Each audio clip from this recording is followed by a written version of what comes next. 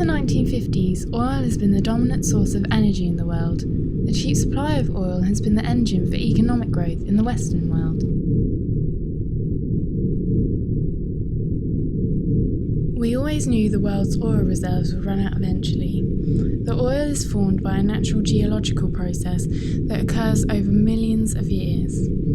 The oil consumption presently exceeds over 25 billion barrels a year, and demand continues to spiral upwards and out of control. The outcome is inevitable.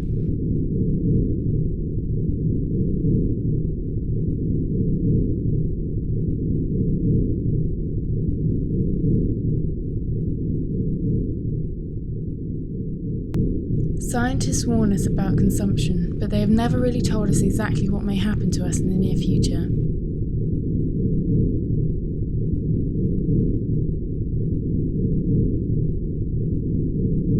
May 11th, 2055. 5 days after the oil has run out, America, which was the country that used the most of the oil of anywhere else on Earth, has been reduced to martial law as petrol stations run out of fuel and supermarkets begin to run out of food.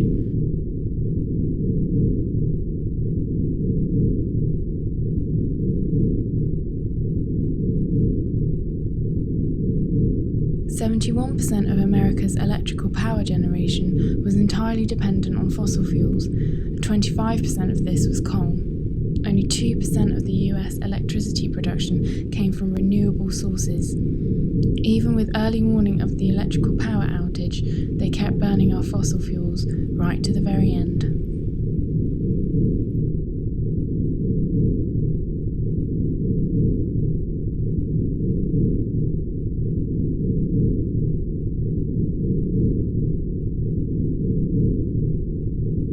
In the months before the oil ran out, wars began as oil-dependent superpowers struggled in vain to preserve our lives that we once had. We are now entering a period of great change, and there are difficult times ahead.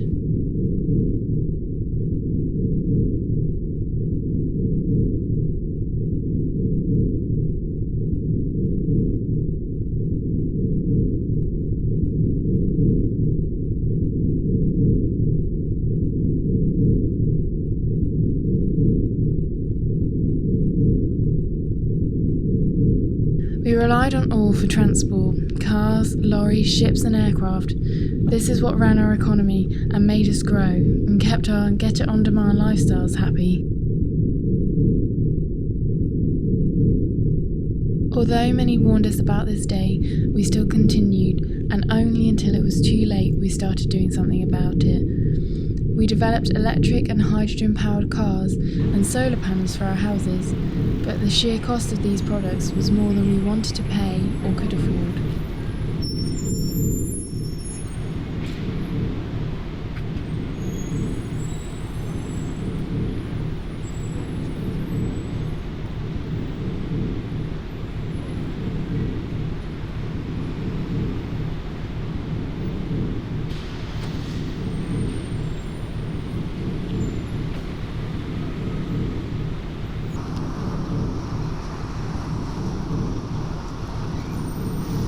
In 2008, about 19% of the global final energy consumption came from renewable energy and kept growing, although some countries completely declined to use the renewable energies due to the cost and no interest in this way of producing energy.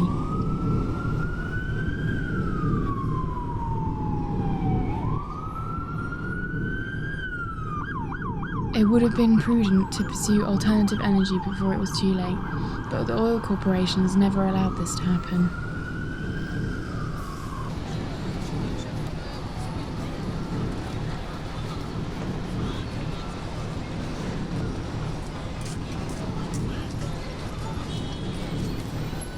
Consequently, our corrupt politicians, whose power was lavishly funded with oil money, preferred to serve short-term interests of greedy oil executives rather than ordinary people like you.